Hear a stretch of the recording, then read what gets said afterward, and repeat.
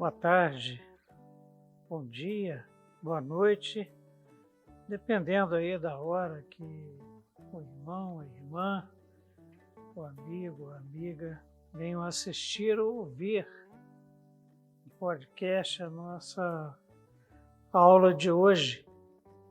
Encerramos na aula passada, semana passada, o estudo das 7 trombetas.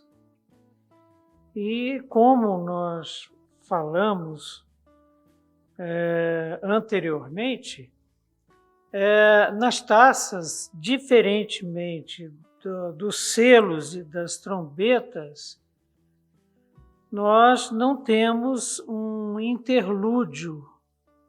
Então, o que acontece? Nós tivemos um interlúdio entre o 6º e o 7º selo, tivemos um interlúdio entre a 6ª e a 7ª trombeta, e agora nós teremos um interlúdio entre as taças e as trombetas. Isso porque, ao toque da última trombeta, conforme escreveu Paulo, nós temos a volta de Jesus Cristo, parúzia. E com as taças agora que acontecem praticamente paralelamente ao toque das trombetas, principalmente da última trombeta, temos os eventos finais do eschaton. Então, este é um dos 3 interlúdios do livro, muito importante, tão importante quanto os 2 demais, principalmente para compreendermos o envolvimento da igreja nesses eventos finais. É muito importante a compreensão dos interlúdios para termos uma visão clara, porque há, como sempre, muita interpretação, há inclusive interpretações que distanciam bastante daquilo que está registrado na Palavra de Deus. Hoje nós vamos, no início do estudo desse último interlúdio, nós vamos estudar os primeiros 6 versículos do capítulo 12 do Apocalipse, versos de 1 a 6. E nele é estabelecido o tema central do livro, que é a guerra entre Deus e o seu povo contra o dragão e os seus seguidores. Então, o foco do interlúdio é a participação da igreja, do povo de Deus, nesse eschaton, nos eventos finais, e também a apresentação dos inimigos da igreja, dos inimigos de Deus, a saber, o dragão, a besta que emerge do mar, o anticristo, e a besta que emerge da terra, o falso profeta. Da mesma forma que nós temos a Santíssima Trindade, formada por Pai, Filho e Espírito Santo em uma só pessoa, Satanás faz uma cópia desavergonhada da Trindade, em que ele ocupa o lugar do Pai, o anticristo ocupa o lugar do Filho e o falso profeta o lugar do Espírito Santo. A estrutura desse interlúdio, que vai até o capítulo 14, nós temos, então, a apresentação desta trindade caída, organizada por Satanás. Da mesma forma que o Deus Trino tem seus seguidores, o povo de Deus, a igreja, da qual fazemos parte, a Trindade caída, então formada pelo dragão, pelo falso profeta e pelo anticristo, eles também têm seus seguidores, definidos por João no seu livro do Apocalipse, como sendo o povo que habita a terra, a grande prostituta Babilônia, temas que nós vamos dissecar doravante. Hoje, então, nós estaremos conversando nesse bate-papo nosso em torno do Apocalipse, nós estaremos conversando sobre o texto que está no capítulo 12, versos de 1 a 6, que trata do conflito entre o dragão e a mulher, conflito que vai acontecer na Terra. Já antecipando o que nós vamos ter na aula que vem, semana que vem, no texto que vai do verso 7 até o 12, nós teremos um conflito no céu entre Satanás, o anjo Miguel e seus anjos. Da mesma forma, Satanás e seus anjos estarão guerreando contra Miguel e seus anjos, perdem a batalha e são lançados na terra. Mas esse é assunto para a semana que vem. Por ora, o João tem a visão, inspirado pelo Espírito Santo, conduzido pelo Espírito Santo, porque nós vimos que o que define a sequência do livro do Apocalipse não é o tempo cronológico, que nós estamos marcando aqui com o cronômetro do celular do nosso querido irmão Carlos. Não. O que define a sequência do livro do Apocalipse são as visões que João vai tendo, revelações do Cordeiro recebidas do Pai e transmitida para João, inspiradas pelo Espírito Santo. Como então que é esse conflito entre a mulher e o dragão? Capítulo 12, verso 1 diz assim: viu-se grande sinal no céu, a saber, uma mulher vestida do sol com lua debaixo dos pés e uma coroa de 12 estrelas na cabeça, que, achando-se grávida, grita com as dores de parto, sofrendo tormentos para dar à luz.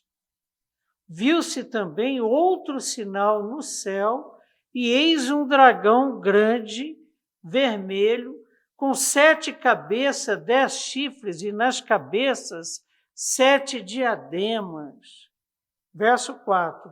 A sua cauda arrastava a terça parte das estrelas do céu, as quais lançou para a terra, e o dragão se deteve em frente da mulher que estava para dar à luz, a fim de lhe devorar o filho quando nascesse. Nasceu-lhe, pois, um filho varão, que há de reger todas as nações com cetro de ferro, e o seu filho foi arrebatado para Deus até o seu trono. A mulher, porém, fugiu para o deserto, onde lhe havia Deus preparado lugar para que nele a sustentem durante 1260 dias. Um texto bastante simbólico e mitológico. João usa para descrever o confronto, o conflito que há entre Satanás e a igreja, a linguagem dos mitos. E o mito contido em Apocalipse, que tem o seu início de narrativa agora, que o livro está aberto, os 7 selos foram tirados pelo Cordeiro, esse mito é um mito que dá o desfecho para a história da humanidade. Dragão, por exemplo, é uma figura mitológica. Mas olha só que interessante. João, então, tem uma visão. No céu, ele vê um grande sinal. E esse grande sinal é uma mulher. E uma mulher que faz paralelo com os sonhos de José. Se a gente vai, por exemplo, em Gênesis 37, 9, José teve ainda outro sonho e o referiu a seus irmãos. O segundo sonho de José, né? Dizendo, sonhei também que o sol, a lua e 11 estrelas se inclinavam perante mim. E a gente sabe das consequências desse sonho de José. Foi parado no Egito, onde há a concretização dessa profecia simbólica. Mas olha só, a mulher está vestida com o sol. Ela está com os pés sobre a lua e tem uma coroa na cabeça formada por 12 estrelas, não é isso? Olha só o que diz o verso 1 de Apocalipse 12. Viu-se grande sinal no céu, a saber, uma mulher vestida do sol, com a lua debaixo dos pés e uma coroa de 12 estrelas na cabeça. Perceberam os paralelos das duas simbologias do sonho de José e também da visão de João? O sol representa a glória dessa mulher. Você já deve estar perguntando o seguinte: que mulher é essa? Chegaremos lá. Por enquanto, vamos ver o que nos é revelado no verso 1 acerca dela, porque são informações importantes. É uma mulher grandiosa, e essa grandiosidade, essa glória da mulher é registrada por João, primeiro, um grande sinal ela representa. Segundo, ela está vestida com o sol. Ora, se nós vamos em Apocalipse, capítulo 1, verso 6, quando João tem a visão de Cristo, do Cristo glorificado, o que ele registrou no capítulo 1 do seu livro, verso 16? O rosto de Jesus Cristo, o seu rosto brilhava como o sol na sua força. Era um rosto glorioso, como o rosto de Moisés quando ele desce do Monte Sinai, depois de ter passado lá 40 dias e 40 noites com Deus. Então a mulher está vestida com o sol, ela é uma mulher gloriosa.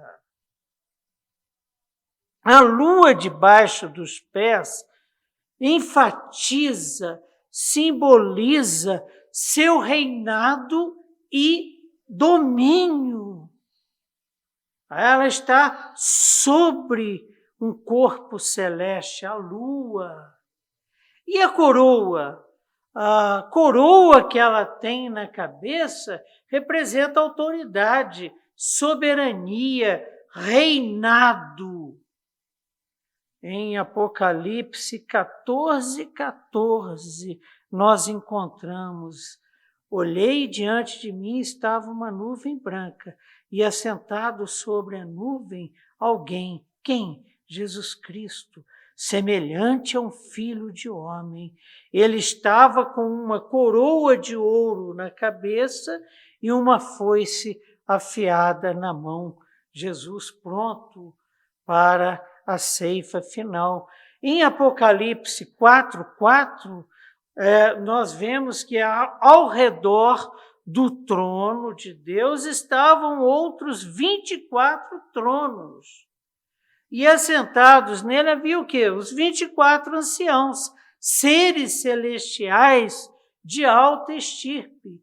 Eles estavam vestidos de branco e tinham na cabeça coroas de ouro. Reinavam com Deus. E é uma promessa de Jesus Cristo para a sua igreja. Em Apocalipse 2:10 encontramos: seja fiel até a morte, PJB, e eu lhe darei a coroa da vida. Reinaremos com Jesus Cristo. Então, a coroa na cabeça da mulher, formada por 12 estrelas, as 12 estrelas simbolizam, dentro da interpretação que temos dado ao livro, a plenitude da igreja, né?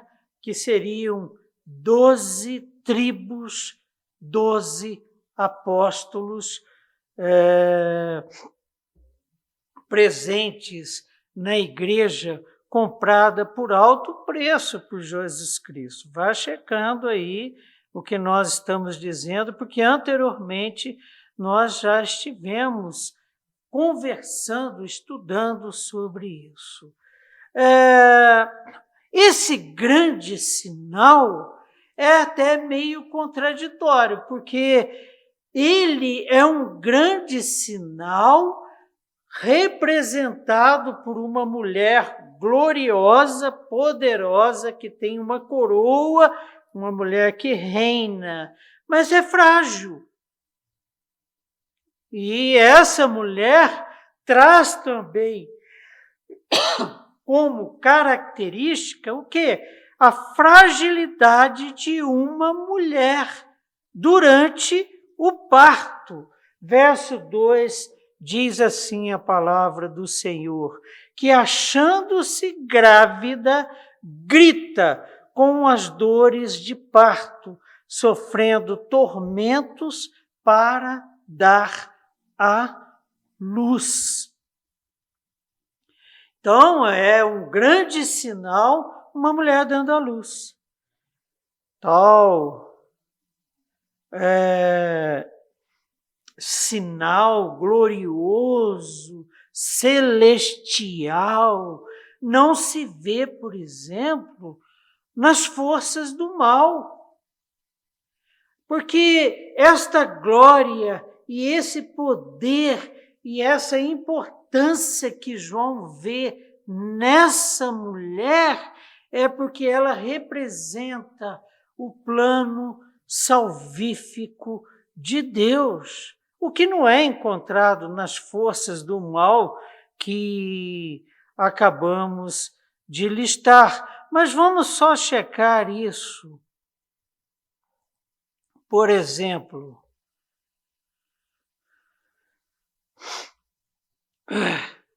nós temos em Apocalipse 12, verso 3, viu-se também outro sinal no céu e eis um dragão. O dragão é quem? Satanás. E nós estamos estudando Apocalipse, vendo que Satanás veio para roubar, para matar, para destruir, para acabar, se possível fosse, com a igreja de Deus e se possível fosse o próprio Deus. Esta glória e importância que João vê naquela mulher não pode caber em Satanás. 14:8, seguiu-se outro anjo, o segundo, dizendo, caiu a grande Babilônia, que tem dado a beber a todas as nações do vinho da fúria da sua prostituição, esse sistema mundial seguidor de Satanás. Apocalipse 13:1, vi emergir do mar uma besta que tinha 10 chifres e 10 cabeças, e sobre os chifres 10 diademas, e sobre as cabeças nomes de blasfêmia. Veio para destruir, veio para perseguir a igreja, o anticristo. No verso 11 do mesmo capítulo 13, vi ainda outra besta emergir da terra. Possuía 2 chifres, parecendo cordeiro, uma imitação fajuta de Jesus Cristo. Ela parecia um cordeiro, essa besta que emerge da terra, mas falava como um dragão, palavras de morte. Falso profeta. Apocalipse 17:1. Veio um dos 7 anjos que tem as 7 taças e falou comigo, dizendo: vem, mostrar-te-ei o julgamento da grande meretriz que se acha sentada sobre muitas águas, com quem se prostituíram os reis da terra, e com o vinho de sua devassidão foi que se embebedaram os que habitam na terra. Nós vamos estudar, doravante, exatamente o conflito entre a mulher, o dragão e seus seguidores. E vamos ver que a mulher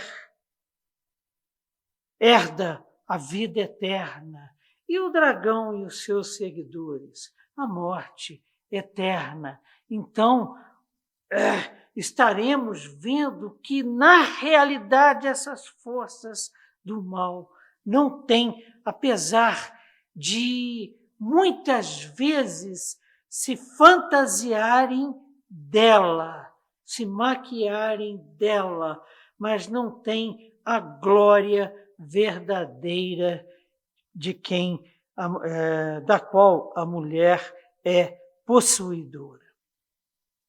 Mas nós estamos falando de uma mulher, e essa mulher está num trabalho de parto, e ela vai ter um filho. E o verso 2 fala assim, que achando-se grávida, grita com as dores de parto, sofrendo tormentos para dar à luz. Mas ela vai dar à luz a quem? Bom, se a gente considera o verso 5, ela vai dar à luz a Jesus Cristo. Olha o que nos diz o verso 5 do mesmo capítulo 12 de Apocalipse que estamos estudando hoje. Nasceu-lhe, pois, um filho varão, que há de reger todas as nações com cetro de ferro. Os profetas, os salmos, definem esse que vai reger todas as nações como sendo o Filho de Deus, que encarnou e nasceu de uma virgem, Jesus Cristo. E aqui João faz, na metade final desse versículo 5, um resumo de toda a vida de Jesus Cristo encarnado, seu ministério, sua morte, ressurreição e assunção aos céus. E o seu filho foi arrebatado para Deus até o seu trono. Um flash sobre a vida de Jesus Cristo. Se consideramos o verso 5, esta mulher é Maria. E o dragão está querendo destruí-la, matá-la. Mas tem também, no mesmo capítulo 12, o verso 17, que nós vamos estudar em aulas vindouras. Diz assim o verso 17: irou-se o mesmo dragão, que nós vamos ver a serpente, Satanás, Irou-se o dragão contra a mulher e foi pelejar com os restantes da sua descendência. Opa, peraí. Então o filho trouxe para si um povo apartado. E qual é essa descendência? Qual é esse restante da descendência da mulher, além do filho Jesus Cristo que ela teve? Os que guardam os mandamentos de Deus e têm o testemunho de Jesus. E o que o dragão faz? E se pôs em pé sobre a areia do mar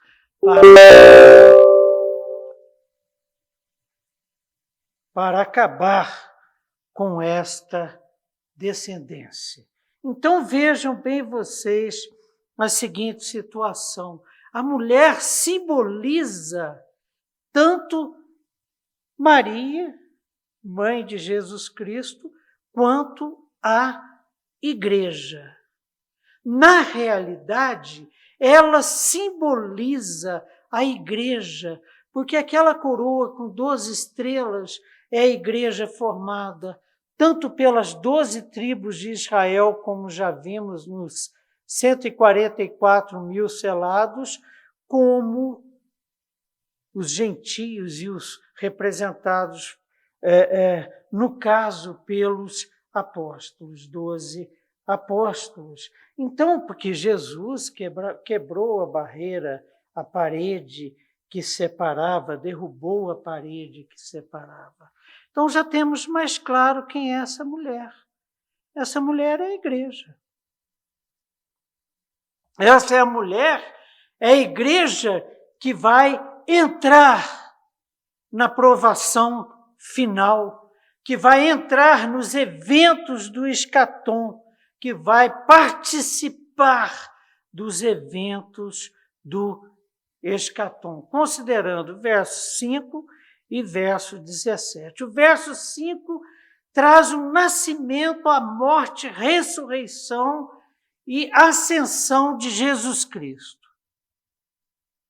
E o verso 17, a perseguição da igreja capitaneada por Satanás e que foi descrita no capítulo 11, simbolizado pelas duas testemunhas que nós estudamos aqui com vocês. Isaías 66, 7 apresenta um modelo paralelo bastante próximo, porque tudo isso foi profetizado e Jesus Cristo veio nessa metade de versículo que João escreveu aqui no verso 5 do capítulo 12 do Apocalipse. Jesus Cristo cumpriu todos os profetas, cumpriu a lei e os salmos. Então vejam bem vocês a seguinte situação.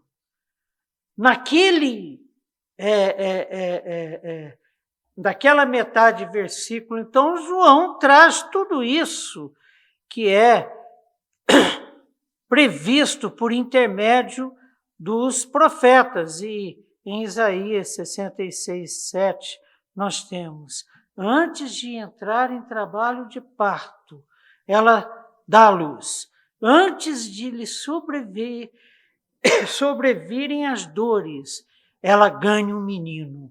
O mesmo que está nessa descrição de Apocalipse 12, verso 5. Agora, o que acontece? O grande sinal de 12:1 está profetizado em Isaías capítulo 7, verso 14. Por isso o Senhor mesmo lhes dará um sinal. A virgem ficará grávida e dará à luz um filho e o chamará Emanuel. Então, qual é o centro da visão de João? Jesus Cristo e a sua igreja. O que é confirmado lá no verso 17, que narra essa perseguição, esse conflito, que é o que nós vamos ver aqui doravante. Tem muita gente pregando, e nós já vimos isso, que antes da grande tribulação a igreja será arrebatada. Não. A igreja será preservada não da perseguição. As portas do inferno não prevalecerão contra a igreja na perseguição. A igreja tem um papel fundamental. Essas dores do parto que a mulher está sentindo, ela está para dar à luz a quê? Se nós nos colocamos no lugar da criança que está para nascer. Então, o que está para nascer é a boa nova do Evangelho de Jesus Cristo, a ser pregado, inclusive, na grande tribulação. As duas testemunhas que nós estudamos representam, nós vimos, a igreja durante a grande tribulação, durante o escatom. E as duas testemunhas estavam fazendo o quê? Escondidas? Não, pregando poderosamente o Evangelho de Deus, o Evangelho do nosso Senhor Jesus Cristo, que é poder para salvar todo aquele que crê. Então a igreja tem um papel fundamental nesta pregação, uma pregação que terá como base a palavra de Deus, o livrinho que João recebe e que come, e que na boca é doce como mel, mas no estômago é amargoso. Por quê? Porque traz exatamente o que nós vamos estudar doravante. O que vai acontecer conosco? Selados pelo Espírito Santo, filhos de Deus, comprados por alto preço, preço de sangue derramado na cruz do Calvário. Então, o que João está nos trazendo aqui é isso. Nós temos uma missão hoje, e a Igreja de Cristo tem uma missão nos eventos finais da história da humanidade. E qual é essa missão? Até o toque da 7ª trombeta, anunciar o Evangelho de Jesus Cristo. Porque quando tocar a 7ª trombeta, nós vamos ver, e já começamos a ver, Paulo narra isso, ser arrebatado se estivermos vivos, e seremos ressuscitados, caso mortos. Nosso corpo corruptível ressuscitará, se tornará incorrupto, se encontrará com a nossa alma, a alma daqueles que morreram antes da volta de Jesus Cristo. E nunca mais corpo e alma se separarão. Deus enxugará dos olhos toda lágrima, tragada foi a morte pela vitória. Perceberam, então, o que João está vendo? João está vendo o que vai acontecer com a igreja nos eventos finais do escatom. Verso 3. Viu-se também outro sinal no céu. Então, João vê 2 sinais. Um grande e um outro sinal. Então, ele já definindo o seguinte, que a mulher que a igreja é um grande sinal. E o dragão, o inimigo do povo de Deus, o inimigo de Deus, um outro sinal. Por quê? Porque ele já foi vencido na cruz do Calvário.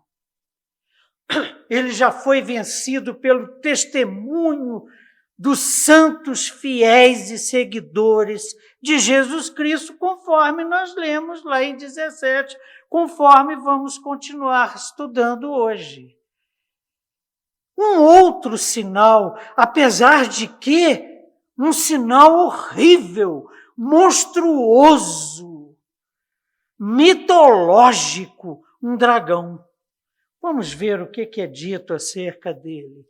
Viu-se também outro sinal no céu, e eis um dragão grande. Para Deus, tamanho não é documento. Um dragão grande, vermelho, com 7 cabeças, 10 chifres, e nas cabeças 7 diademas. Uma imitação fajuta do cordeiro vencedor.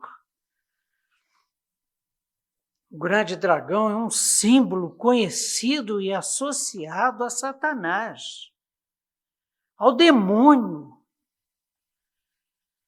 O mito mais antigo sobre esse grande dragão, Satanás, demônio, adorado por muitos povos, em eras diferentes. O mito mais antigo acerca dele é o sumério. Sabe quem são os sumérios? Os sumérios são os povos que deram origem à Babilônia. Isso em torno de 2.400 anos antes de Cristo, já circulava entre os sumérios o mito do dragão. Um dragão de 7 cabeças. Então, quando João escreveu isso, seus leitores sabiam do que ele estava falando. Na Babilônia, o dragão era uma serpente vermelha, ou seja, que veio para matar, que protege o deus Marduk, um dos principais deuses adorados pelos babilônios. É retratada em forma de essa serpente, né? É retratada na forma de um dragão no portal de Estar, um portal de entrada na Babilônia. Baela. A serpente, como grande enganador, aparece na palavra de Deus.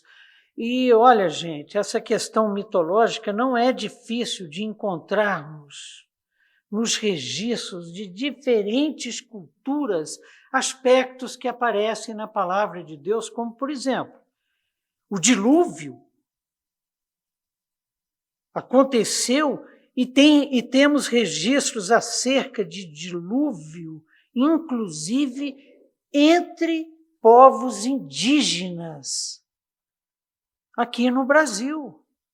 Quando os missionários chegaram lá da SIL, Summer Institute of Linguists, me corrija aí, André. Então, o que acontece?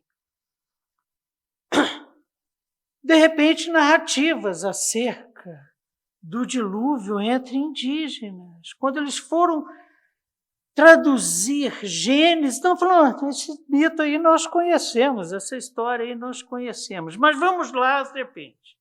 A serpente, como grande enganador, está presente em Gênesis capítulo 3, verso de 1 a 4.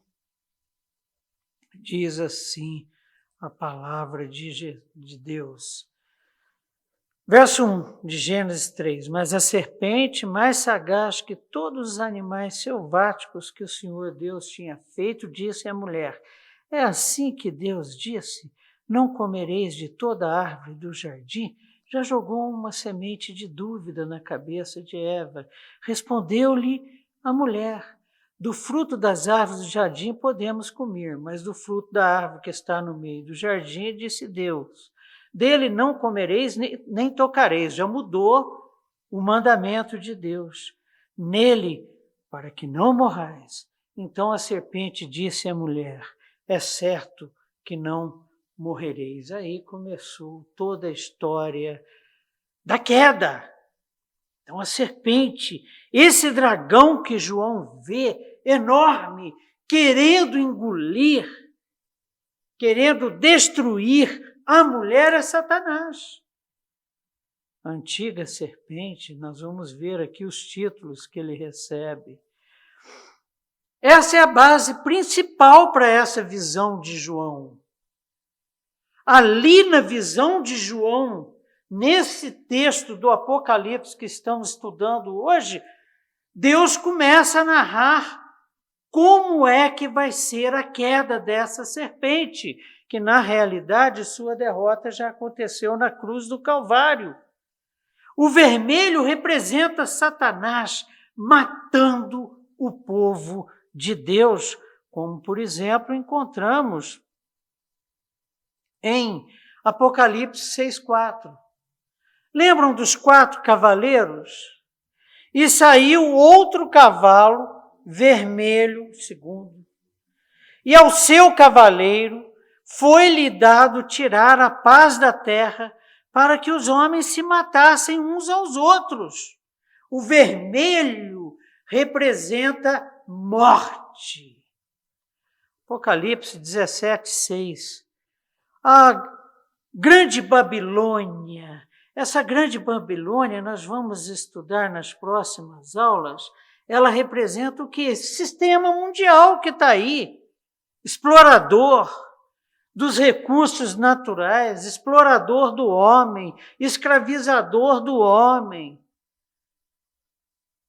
enriquecedor de alguns e empobrecedor de muitos. Então vi a mulher embriagada com o sangue dos santos. E esse sistema detesta a igreja e tenta destruí-la de toda forma. Uma delas, olha, é uma mulher embriagada, sedutora, conforme estudaremos. Embriagada com o sangue dos santos e das testemunhas de Cristo, de Jesus Cristo. Perceberam? O dragão tem 7 cabeças, 7 diademas, 7 coroas, uma coroa em cada cabeça e 10 chifres. Isso aí tem a ver com a visão de Daniel. Ele imita as coroas, por exemplo, que nós vamos ver em 19:12, Apocalipse 19:12, os seus olhos são chama de fogo. Olhos de quem? Do Cordeiro de Deus que tira o pecado do mundo, que parecia ter estado morto, mas que vive, o Cordeiro vencedor. Na sua cabeça há muitos diademas, representando, como vimos, soberania, poder, para reger as nações com cetro de ferro.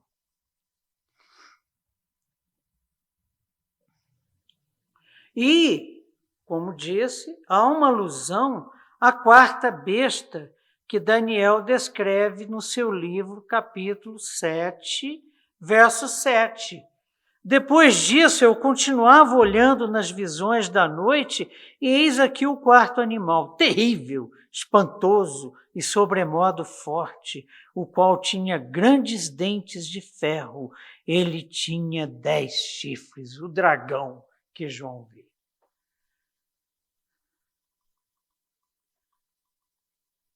O grande inimigo da igreja, vencido.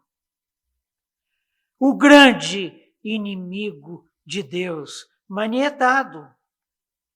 Só que nos eventos finais, como vimos, ele será solto, e vamos estudar com detalhes, e sabe que tem pouco tempo. Então ele vem com força total.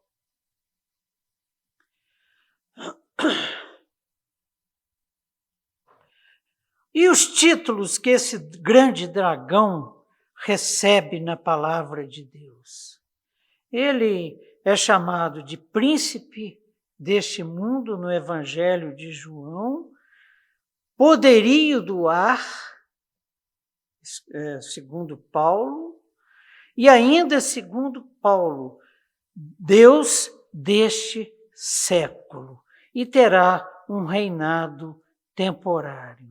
Então, o que João escreveu sobre esse dragão que agora ele vê na sua visão no escatom? Chegou o momento de ser julgado este mundo, diz Jesus Cristo, e agora o seu príncipe será expulso. Efésios 2:2, nos quais andastes outrora nos caminhos da perdição, segundo o curso deste mundo, segundo o príncipe da potestade do ar. Quem? Satanás. 2 Coríntios 4:4, Satanás, o dragão, nos quais o Deus deste século cegou o entendimento dos incrédulos. Quem é o Deus desse século? Satanás. Cega tanto os seus seguidores que eles, inclusive, matarão uns aos outros. E serão mortos, inclusive, por aqueles que adoram, os demônios de Satanás, aqueles gafanhotos com caudas de escorpiões terríveis que estudamos na aula retrasada. E o reinado desse dragão, nos tempos do fim, será um reinado curto. Ai da terra e do mar. Apocalipse 12:12.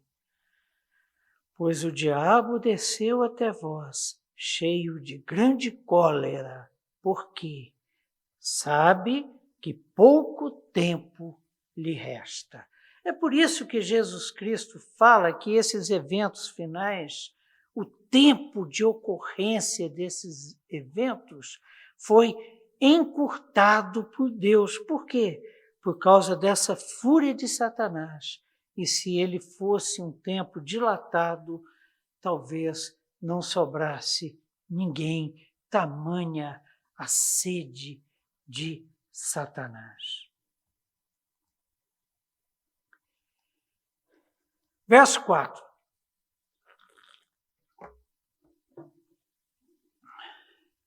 A sua cauda arrastava a terça parte das estrelas do céu, as quais lançou para a terra, e o dragão se deteve em frente da mulher que estava para dar à luz, a fim de lhe devorar o filho quando nascesse. Olha, aqui João brinca com o tempo, tá? Uma das coisas que nós temos conversado acerca dela é essa questão do tempo no Apocalipse, porque as visões que João está tendo, ele está tendo na eternidade. Então, de repente, tem um dragão em frente à mulher. Aí, a hora que João desvia um pouco a visão, ele está vendo uma batalha no céu, e essa batalha é entre esse dragão e Miguel e os seus anjos. Então, Satanás e os seus seguidores são vencidos e lançados na terra, onde acontece a perseguição à igreja, onde acontece a perseguição à mulher. Então, aqui é como se João voltasse um pouquinho a fita e ver de onde é que veio esse dragão. Esse dragão é Lúcifer, que se rebela contra o Altíssimo.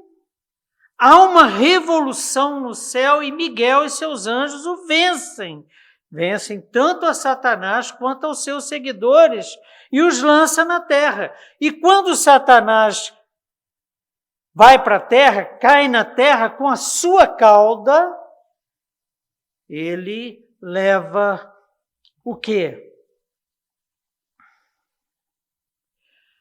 A sua cauda arrastava a terça parte das estrelas, 1/3 dos anjos do Senhor. Então vamos só dar uma esmiuçada nesse verso. O dragão sai para atacar as hostes celestiais, que é a guerra no céu. Nós vamos ver essa guerra no céu detalhadamente semana que vem dos versos, se Deus quiser, versos no capítulo 12 ainda, versos de 7 a 9. E quando ele perde a batalha no céu, ele vem para a terra e persegue a mulher e o seu filho e os seguidores do seu filho, e depois a mulher e seu filho aqui na terra. Então ele arrasta 1/3 das estrelas, sempre com um resultado negativo. Em Daniel, capítulo 8, verso 10, narra mais ou menos isso que nós falamos. O que nós falamos aqui, buscamos falar conforme a palavra de Deus, porque a palavra de Deus se explica. E existem verdades que Deus não revela totalmente, isso cabe a Ele. Mas a nós é revelado. Olha só, cresceu quem cresceu? Satanás. Até atingir o exército dos céus. Até se tornar um grande líder dos exércitos dos céus. Alguns do exército e das estrelas lançou por terra e os pisou. Satanás e seus demônios descem então para a terra para a perseguição ao povo de Deus. Em Apocalipse, as estrelas, quando fala em estrelas, quando a cauda de Satanás arrastou 1/3 das estrelas do céu, as estrelas simbolizam anjos. No caso, esses anjos do céu, essas estrelas do céu que Satanás arrasta, anjos que foram convencidos por ele, anjos caídos. Então, estrelas sempre referem-se a anjos. 2 exemplos. Apocalipse 2:1. Ao anjo da igreja de Éfeso escreve: estas coisas diz aquele que conserva na mão direita as 7 estrelas. O que são as 7 estrelas? O texto de Apocalipse diz, lá no verso 19, se não me falha a memória, do capítulo 1, que essas estrelas, porque quando João vê Jesus glorificado, ele tinha essas estrelas na mão direita. E essas estrelas representam os anjos, os pastores das 7 igrejas da Ásia Menor. Já no capítulo 9, nós estudamos que o 5º anjo tocou a sua trombeta. E uma estrela caiu do céu na terra. E essa estrela, nós vimos, é um anjo de Deus a quem foi dada a chave do poço, do abismo. E quando ele abre o abismo, sai fumaça. E da fumaça, demônios na forma de gafanhotos, com caudas de escorpião. Lembram disso? A perversidade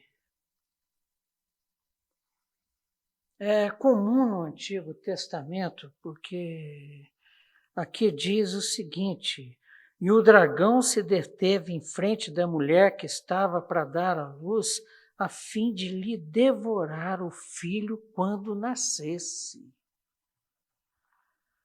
Então, quando Jesus Cristo nasceu, isso aconteceu. Quando Deus escolheu o seu povo, isso aconteceu. Quando nós nos convertemos, nascemos de novo, só não somos tragados por Satanás e seus anjos, porque somos selados, guardados propriedade exclusiva de Deus, povo apartado.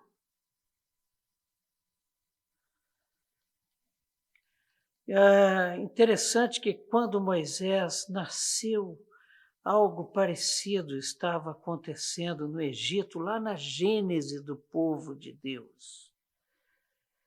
Êxodo 1, verso 15 diz assim: o rei do Egito ordenou as parteiras hebreias, das quais uma se chamava Sifrá e outra Puá, dizendo: quando servirdes de parteiras hebreias, examinai, se for filho, matai-o, mas se for filha, que viva. E Moisés é escondido e depois colocado numa cesta, e Deus o preserva. Apesar de que o dragão estava atrás. Falou, aí mora. Esse povo não me cheira bem, esse menino também. Perceberam? A mesma coisa se repete, um verdadeiro infanticídio, quando Jesus Cristo nasce. Mateus 2,16. Vendo-se iludido pelos magos, os 3 reis, enfureceu-se Herodes grandemente e mandou matar todos os meninos de Belém e de todos os seus arredores de 2 anos para baixo, conforme o tempo do qual com precisão se informara dos magos. Que informação que eles deram? A data do nascimento de Jesus Cristo. Então, para não ter dúvida, Herodes manda matar todas as crianças de 2 anos para baixo. Então, essa perseguição ao filho da mulher e aos seus seguidores, né? E essa perseguição continua ao longo da vida de Jesus Cristo e ao longo da história da igreja. É o que nós estamos estudando nesse texto. Marcos 3,6. Retirando-se os fariseus, conspiravam logo com os herodianos contra ele, Jesus Cristo, e como lhe tirariam a vida. Continua. João 8,58. Respondeu-lhes Jesus: em verdade vos digo, antes que Abraão existisse, eu sou. Então pegaram em pedras para atirarem nele, mas Jesus se ocultou e saiu do templo. Por quê? Porque não era chegada a hora, e quando chegou, ele foi crucificado. Eu vim para os meus e os meus não me receberam. Apocalipse 11:2 já fala de quê? Nós vimos isso na aula passada. Já fala de Deus permitindo essa perseguição que houve ao filho da mulher, que essa perseguição continuasse para a honra e glória do nome de Deus.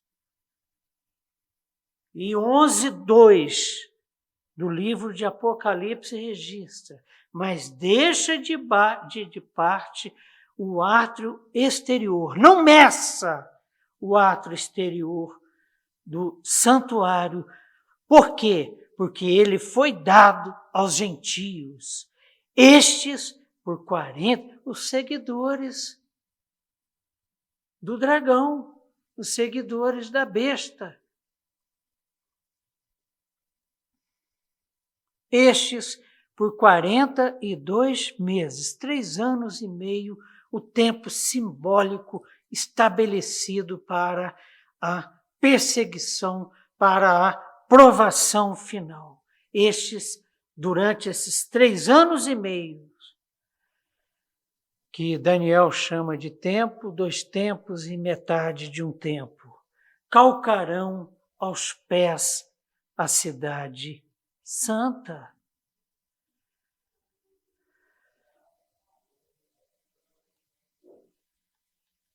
Então vejam bem, o dragão se coloca diante da mulher para quê? Para devorar o filho quando ele nascesse.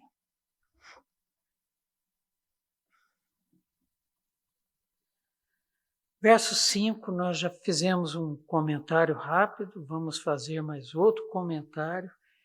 Diz assim: nasceu-lhe, pois, um filho varão que há de reger todas as nações com cetro de ferro, e o seu filho foi arrebatado para Deus até o seu trono.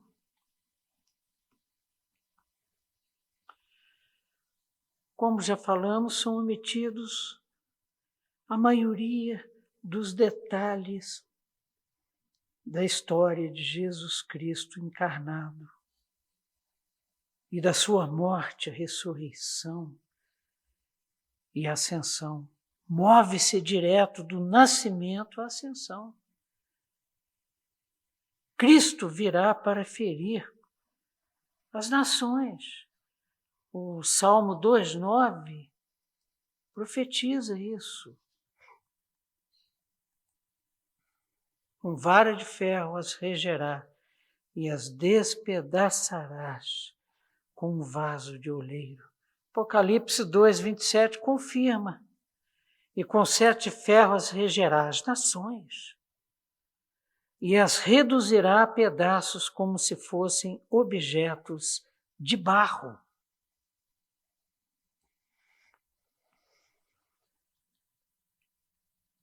E que nações são essas? Os inimigos de Deus virão de todas as tribos, línguas, povos, nações. Os habitantes da terra, que serão definidos no próximo capítulo, no capítulo 13 do Apocalipse, verso 8 e 9, nós encontramos: foi-lhe dado também que pelejasse contra o santo e os vencesse. Foi dado ao dragão. Deu-se-lhe ainda autoridade sobre cada tribo, povo, língua e nação. E adorá-la-ão todos os que habitam sobre a terra, aqueles cujos nomes não foram escritos no livro da vida do Cordeiro. E o nosso está lá escrito. Cordeiro que foi morto desde a fundação do mundo. O sangue de Jesus Cristo cobre todas as eras, desde a fundação do mundo. Quando o dragão atacou, a criança foi arrebatada, foi tomada subitamente, é um verbo forte. Arrebatar, tomar de forma súbita, com força, com poder, e foi levado para onde? Ressuscitou e foi assunto aos céus e está à direita de Deus Pai, assentado. O mesmo verbo Paulo usa em 2 Coríntios 12:2, que diz assim: conheço um homem em Cristo, Paulo, que há 14 anos foi da mesma forma arrebatado até ao terceiro céu. Se no corpo ou fora do corpo, não sei, Deus o sabe. Foi tão violento o arrebatamento como o de Cristo, do Cordeiro vencedor. A criança foi arrebatada, seremos arrebatados, seremos glorificados, como foi o filho. Quando o dragão atacou a criança, então ele foi arrebatado. Pode sugerir a ressurreição, mas o mais provável é que seja uma alusão a Isaías 66, verso 7. Antes que estivesse de parto, deu à luz. Antes que lhe viessem as dores, nasceu-lhe um menino. Essa ideia do arrebatamento rápido, violento, poderoso de Deus com relação ao seu filho e aos seus seguidores fiéis. O filho está destinado a dominar sobre todas as nações. É o que nós vamos estudar daqui para frente. Verso 6 e último. A mulher, porém, fugiu para o deserto, onde lhe havia Deus preparado lugar para que nele a sustentem durante 1260 dias. A igreja será sustentada, como sempre foi. O povo de Deus será sustentado, guardado, protegido, como sempre foi. No deserto, no mundo tereis aflições, mas não desanima, não. Eu venci o mundo, disse Jesus Cristo. Depois disso, o dragão transfere, então, sua atenção para a mulher, pois ela fugiu para o deserto. Não é apenas o relatório de um fato, tá? Mas uma cena cósmica da qual participaremos, realidade que acompanha o povo de Deus. O deserto como teste, como provação, como conforto e proteção de Deus. Adélia e eu estamos planejando uma viagem a desertos. Atacama, no Chile, e Patagônia, na Argentina. O deserto é muito presente na palavra de Deus. Por exemplo, o povo de Deus foi testado, ele foi cuidado, ele foi provado no cadinho de Deus no deserto. Agora, essa provação debaixo das asas, debaixo das bondosas e protetoras asas de Deus.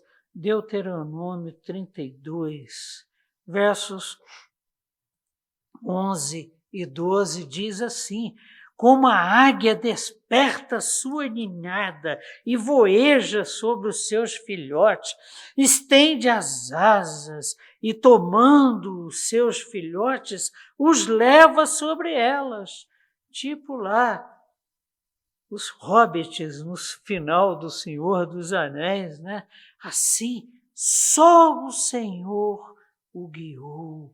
A quem? Ao seu povo. E não havia com eles Deus estranhos, porque só Deus é capaz de fazer o que fez, o que faz e o que fará pelo seu povo. Deserto é lugar também de restauração. Oséias escreveu, portanto, eis que eu atrairei a minha Jerusalém e a levarei para o deserto e lhe falarei ao coração.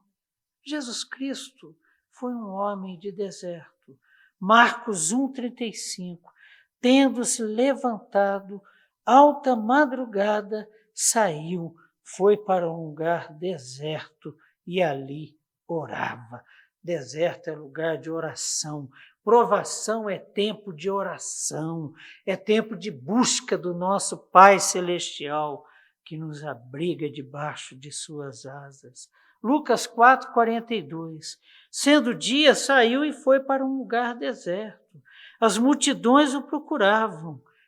Movimento contrário, contracultural do que acontece hoje. O povo buscando multidão em rede social, em palanque, em redes de televisão, em cinemas. Não. As multidões o procuravam e foram até junto dele, lá no deserto, e instavam para que não os deixasse, para que estivesse com cada um dos formadores dessas grandes multidões. Jesus refugiava-se no deserto e, perseguida, a mulher é arrebatada para um lugar preparado onde? No deserto, na provação. E lá ela é alimentada. A verdadeira comida, a verdadeira bebida é derramada em nossos corações, conforme Oséias. A palavra de Deus, pelo Espírito de Deus, que a revela e nos convence do pecado e da morte, e nos traz Jesus Cristo como o caminho da vida. O cuidado ocorre em meio a terrível oposição. Igreja é lugar de provação, é lugar de perseguição, é lugar de oposição, não estaremos livres da perseguição. Quando pensamos, por exemplo, nos nossos irmãos, lá na igreja primitiva, nos tempos de Paulo, sendo queimados, cobertos o corpo de piche, sendo queimados como tochas para alumiar a cidade de Roma. Perceberam? Na nossa morte, porém, como na de Cristo, nós não estaremos livres da perseguição. E na nossa morte, Satanás será derrotado. Apocalipse 13:7 nos ensina. Foi-lhe dado a besta, também que pelejasse contra os santos e os vencesse. Deu-se-lhe ainda autoridade sobre cada povo, tribo, língua e nação. Esse texto aqui nós vamos estudar nas próximas aulas, está tratando do anticristo. Foi dado a ele essa autoridade sobre a vida dos crentes. Mas como é que Deus vê essa perseguição e como que ela é na realidade, né? Apocalipse 12:11. Eles quem? Nós. Pois o venceram. Como? Vencer o dragão? Por causa do sangue do Cordeiro derramado onde? Na cruz do Calvário. Satanás já foi vencido lá. Ele sabe que resta pouco tempo para ele. Então, ele foi vencido por causa do sangue do Cordeiro e por causa de quê? Da palavra, do testemunho que deram. Quem deu? Os seguidores do Cordeiro vencedor. Nós, que Deus nos dê esta glória e mesmo em face da morte, da perseguição, da oposição, não amaram a própria vida. Esse é o testemunho. Então, Satanás é derrotado pelo sangue do Cordeiro na cruz do Calvário, derramado na cruz do Calvário, e pelo testemunho da igreja. Pelo testemunho da mulher perseguida pelo dragão, pelo testemunho das duas testemunhas lá do capítulo 11, que morreram, e houve festa, porque os seguidores de Satanás se viram livres do Evangelho, mas elas ressuscitam em glória, são glorificadas com o Cordeiro. Puxa vida, eu fico assim, sabe?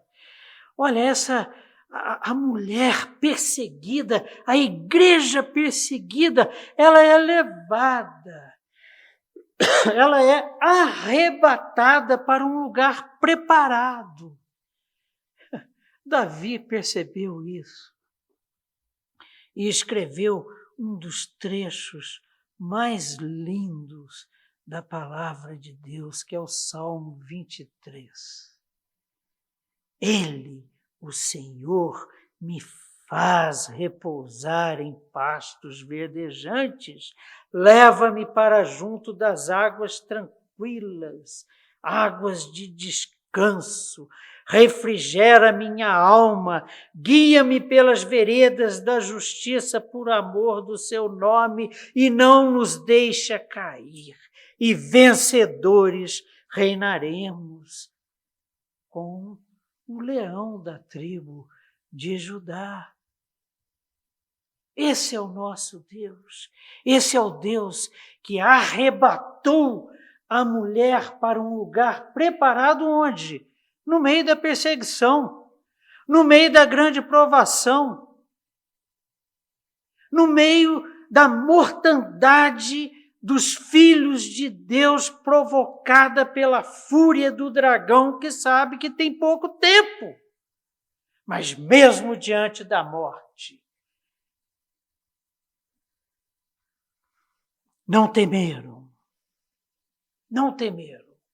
E esse testemunho junto com o sangue derramado na cruz do Calvário, é motivo de vitória sobre Satanás. Aí eu termino. Os 1.260 dias falados simbolizam o período da grande tribulação. O dia mau será curto e soberanamente controlado pelas bondosas mãos e pelo poder, amor, misericórdia, graça de Deus manifestas em Jesus, em Cristo Jesus. Daniel 7:25. O anticristo, por exemplo, proferirá palavras contra o Altíssimo, magoará os santos que lhe serão entregues nas mãos por um tempo, 2 tempos e metade de um tempo, 1.200 dias, 3 anos e meios. E meios não são e meios, são e meio.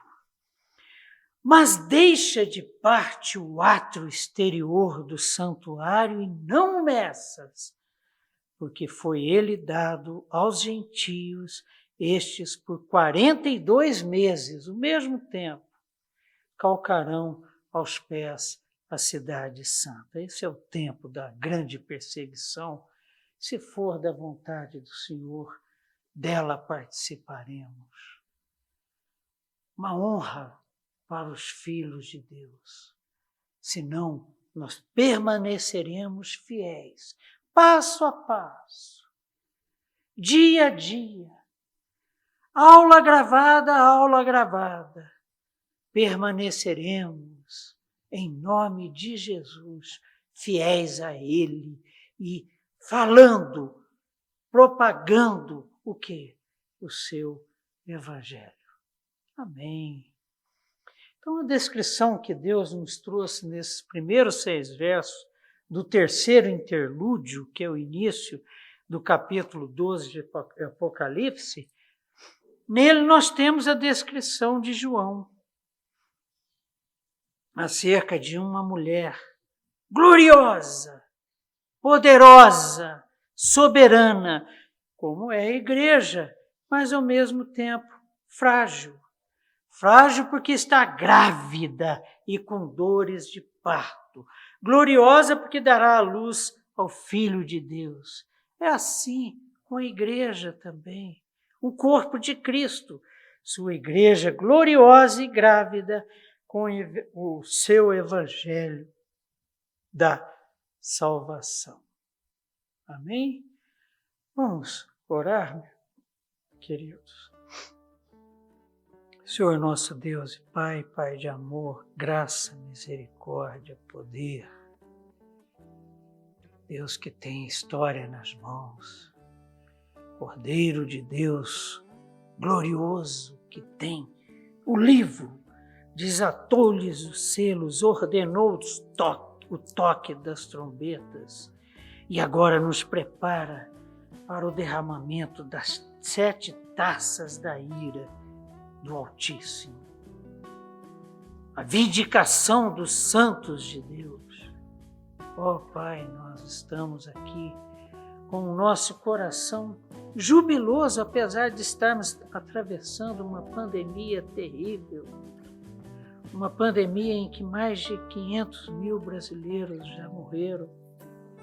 E mesmo assim, a corrupção, a prostituição, a expectativa carnavalesca que predomina hoje no nosso meio. Continua. Ó Senhor, tem misericórdia. Tem misericórdia do nosso povo. Que haja arrependimento, que haja conhecimento de Ti. Para isso, há necessidade de alguém que fala. Capacita-nos. Revela-nos como o Senhor tem revelado a cada semana aqui nesses estudos, a Tua vontade gloriosa. Dá-nos poder para falarmos, porque o Evangelho é poder para a salvação de todo aquele que crê. E é tudo que o nosso Brasil, o que o mundo precisa hoje é de te conhecer e crer no teu Filho, o Filho que enviaste para a salvação daquele que crê. Ajuda-nos, Pai, sustenta-nos até aquele glorioso dia, em nome de Jesus. Amém. Muito bem, semana que vem estaremos aí com a aula 2 do módulo 4 e com relação ao que nós vimos até hoje, porque agora nós estamos começando a dar a nossa cara para esse estudo do livro de Apocalipse. Contribuições, críticas, dúvidas são bem-vindas. Estão ali Carlos, André, com olhos de águia, ouvidos de raposas, prontos para receberem no chat do canal aquilo que vocês propuserem e demandarem. Teremos o maior prazer em responder às dúvidas, acolher as sugestões e críticas, tá bom? Até a semana que vem, se Deus quiser. Deus nos abençoe.